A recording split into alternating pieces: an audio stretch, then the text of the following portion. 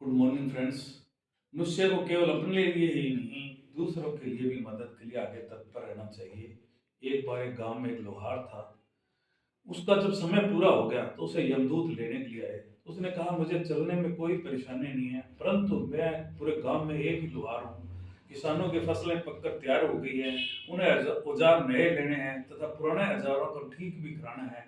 मेरे अलावा ये कार्य नहीं कर सकता, इसलिए मुझे साल 2 साल का समय आप दे दीजिए। यमदूत ने जाकर भगवान से कहा। तो भगवान बड़े प्रसन्न हुए कि ऐसा व्यक्ति जो दूसरों के कार्य के लिए समय मांग रहा है, उसे तो समय दिया जाना चाहिए।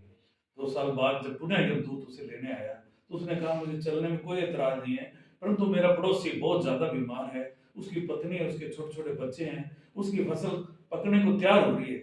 मैं वो फसल काट लूं, उसे दे दूं, उसे पैसे मिल जाए, फिर मैं चलने को तैयार हूँ। जब यमदूत ने भगवान को कहा तो भगवान ने कहा, ऐसे व्यक्ति को और समय दिया जाना चाहिए। इस तरह कई साल बीत गए। लास्ट में जो लोहार था उसने ऊपर हाथ करके कहा, हे भगवान, अब मुझे आप ले जाइए। यमदूत जब उसे लेके आने लगा तो भगवान ने कहा, ऐसे व्यक्ति को मैं खुद लेने चाहूंगा, और भगवान स्वयं उसे लेने आए। तब लोहार ने कहा, मुझे स्वर्ग जाना है। इस पर भगवान बोले कि अभी भी तेरे को स्वर्ग की इच्छा है?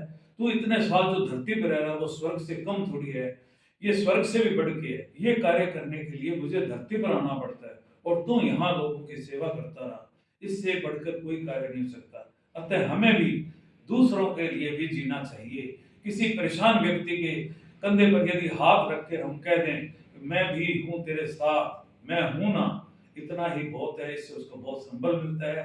अतः हमें अपने लिए ही नहीं, दूसरों के लिए भी तत्पर रहना चाहिए। जय श्री कृष्ण।